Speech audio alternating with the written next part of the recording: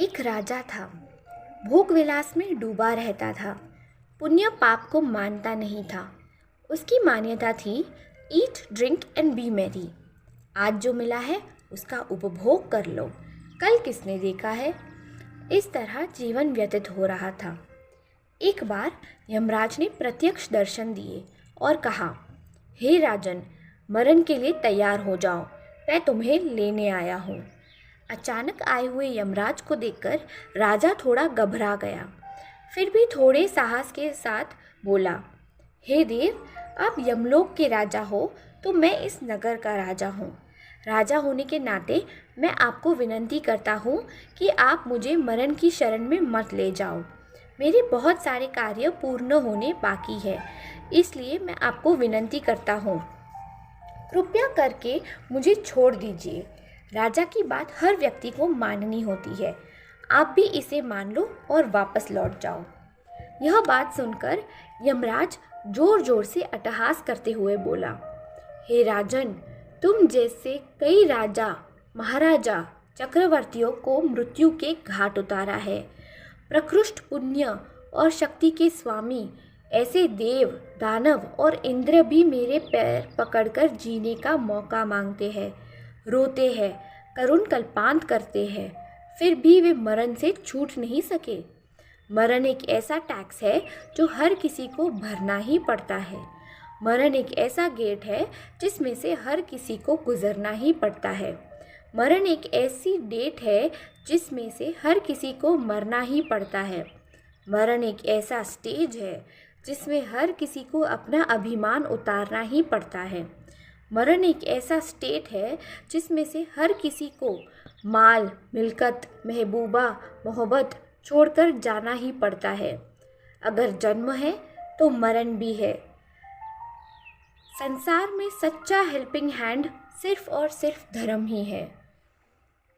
हे राजन, मृत्यु काल समीप आने के बाद किसी की आजीजी या प्रार्थना काम नहीं आती। मैं तुम्हें कल का ही वृतांत बताता हूँ। एक नवयुवान डॉक्टर को अपने नॉलेज का, अपनी डिग्री का अत्यधिक गर्व था, ओवर कॉन्फिडेंस था। उस डॉक्टर का थोड़े दिनों के पूर्व ही भयंकर एक्सीडेंट हुआ। वह जीवन मरण के झूले में झूलने लगा। तुरंत हॉस्पिटलाइज करके ट्रीटमेंट स्टार्ट कर दी गई। स्वजनों को मैसेज मिले और वो भी हॉस्पिटल पहुंच गए। गंभीर परिस्थिति को देखकर आंखों से अश्रुधारा बहने लगे। इससे ज़्यादा वे कर भी क्या सकते थे। जब संकट आता है तब कोई बचा नहीं सकता हमें। जैसे कि डॉक्टर दर्दी को क्योर करने का प्रयत्न कर सकते हैं, परंतु उनका दर्द शेयर नहीं कर सकते। टीचर स्टूडेंट को पोर्शन पढ़ा सकते हैं, पर उसे क्लेवर नहीं बना सकते। जज कैदी की सज़ा को कम या ज़्यादा कर सकते हैं, पर सज़ा को एक्सपीरियंस नहीं कर सकते। संबंधी रोगी की पीड़ा को देख सकते हैं, पर उसकी पीड़ा शेयर कोई नहीं करता। नहीं जन्मदाता माता पिता उसे हेल्प कर सकते हैं, ना ही प्राण प्यारी पत्नी पुत्र, ना ही पैसा परिवार। इसीलिए तो कहा है, विभजति कोपी न भागे। कोई भी व्यक्ति दुख में भाग नहीं लेते। लड़के की हालत बिगड़ती गई। डॉक्टर ने कह दिया, may God save him, we are helpless, now pray to God. हम प्रभु का स्मरण कब करते हैं? जब पूरी तरह हार जाए तब हमें प्रभु याद आते हैं।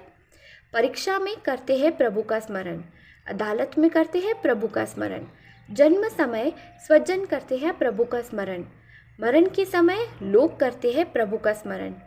उसका राम बोलो भाई राम, राम नाम सत्य हो गया, कल ही उसका पत्ता कट गया।